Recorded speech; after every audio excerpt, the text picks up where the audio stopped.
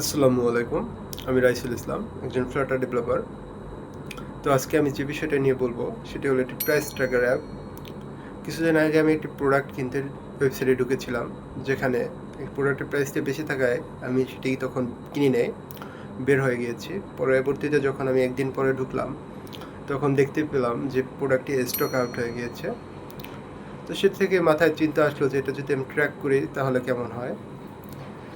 তো আমি যখন গুগল প্লে স্টোরে ঢুকলাম, ঢুকে সার্চ দিলাম প্রাইস ট্র্যাকার লিখে। তো কিছু অ্যাপ পেয়েছি যেগুলোর রিভিউ খুব বাজে ছিল, এবং সবগুলো অ্যামাজন বেস ছিল। আমাদের বাংলাদেশের যে লোকাল ওয়েবসাইটগুলো রয়েছিল সেগুলোর সাথে কানেক্টেড ছিল না।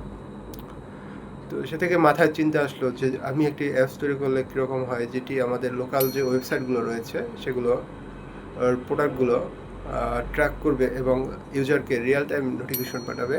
প্রাইস কমলে বা প্রাইস বাড়লে ইউজারকে নোটিফিকেশনের মাধ্যমে জানাবে, এবং ইউজার যদি একটি প্রাইস সেট করে রাখে সেক্ষেত্রেও তাকে জানাবে, এবং যদি প্রোডাক্টটি স্টক আউট হয়ে যায় ইউজারকে তার নোটিফিকেশনের মাধ্যমে জানাবে।